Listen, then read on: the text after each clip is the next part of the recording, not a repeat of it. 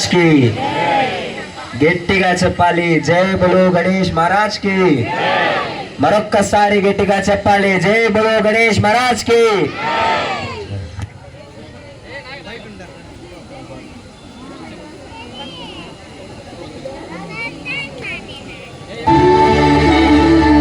శ్రీ గణేశాయ నమః నారద ఉవాచ ప్రణమ్య శిరసా దేవం గౌరీపుత్రం వినాయకం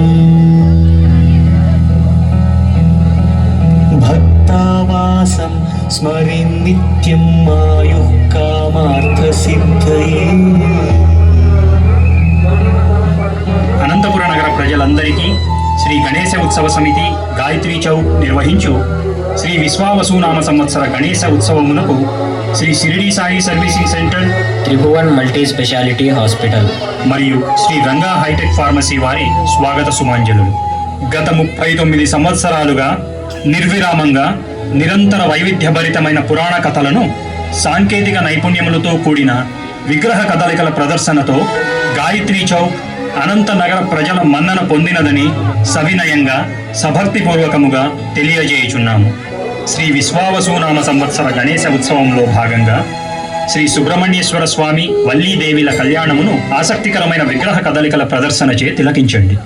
ఒకనాడు నారదముని వల్లీమలలోని సుందర వల్లీదేవి యొక్క అద్భుత లావణ్యమును చూచి తిరుత్తణిలో ఉన్న శ్రీ సుబ్రహ్మణ్యేశ్వర స్వామికి ఆమె అందము గురించి వివరించాను. ఆమెను వివాహము చేసుకున్న సమయము ఆసన్నమైనదని సుబ్రహ్మణ్య స్వామి నిశ్చయించుకొనిది. శ్రీ సుబ్రహ్మణ్య స్వామి యుక్త వయసులో ఉన్న వేటగాని రూపంలో వల్లీదేవి చెంతకు చేరెను. వల్లీదేవి అతన్ని చూసి మొహము చిట్లించుకొనినది. వల్లీదేవిని చూచి, నీవు నన్ను ఆకర్షించుచున్నావు బాలా, ఎందుకు దూరంగా నిల్చున్నావు? తరుణ వయస్కులైన మనము చూడముచ్చట జంట కదా, రమ్ము అని వాక్చాతుర్యముతో వల్లీదేవిని ఆకర్షింప ప్రయత్నించెను. తన ఎదుట నిలుచున్నది సుబ్రహ్మణ్య స్వామి అని తెలియని వల్లీదేవి, ఓయి, నీవెవరో నాకు తెలియదు, నేను సుబ్రహ్మణ్యేశ్వర స్వామిని వివాహమాడుటకు తాపసించి ఉన్నాను అని తెలిపెను. ఎంత ప్రయత్నించినా వల్లీదేవికి తాను సుబ్రహ్మణ్యేశ్వరుడు అని తెలియచేయలేకపోవడంతో తన అగ్రజుడైన విఘ్నేశ్వరుడి ఆశీస్సులు పొందకనే ఈ కార్యము తలంచినందున అవిఘ్నమైనదని తలచి విఘ్నేశ్వరుడిని వల్లీదేవితో కళ్యాణము జరిపించమని ప్రార్థించెను. షణ్ముఖుని ప్రార్థన ఆలకించిన విఘ్నేశ్వరుడు వల్లీదేవి వెడుచున్న దారిలో ఏనుగు రూపములో ఎదురుపడి వల్లీదేవిని వెంటాడెను. వల్లీదేవి భయముతో పరుగులు తీయగా వేటగాడి రూపంలో ఉన్న సుబ్రహ్మణ్యేశ్వర స్వామిని తనను కాపాడమని కోరాను. వెంటనే 6 ముఖములతోనూ 12 చేతులతోనూ తన దివ్య రూపముతో దర్శనమిచ్చాను. పిదప శ్రీ వల్లీదేవిని సుబ్రహ్మణ్యేశ్వరుడు వివాహమాడి నేటి తమిళనాడులోని తిరుత్తణిలో శ్రీ వల్లీ దేవసేన సమేత సుబ్రహ్మణ్యేశ్వర స్వామిగా వెలసి ప్రఖ్యాతిగాంచెను. నారాయణ నారాయణ. నారదుల వారికి ప్రణామం.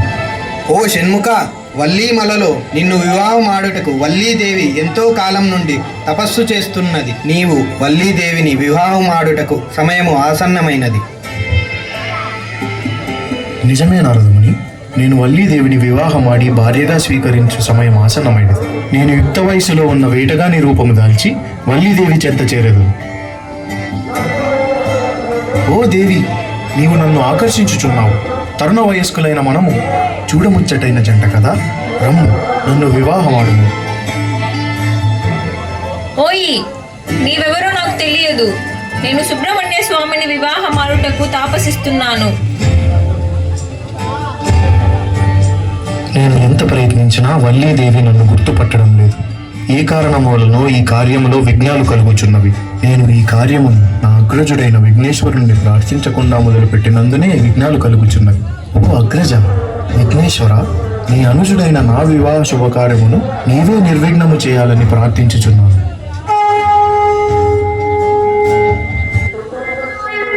షణ్ముఖ, నేను నీ ప్రార్థనను స్వీకరిస్తున్నాను. నీవు కోరినట్లే నీ వివాహము వల్లీదేవితో జరుగుతుంది. తదాస్తు.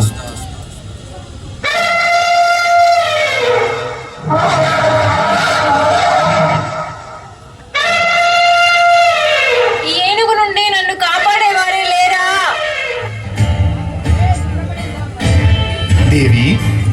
సుబ్రహ్మణ్యుడిని. నేను నీ తపస్సుని మెచ్చాను.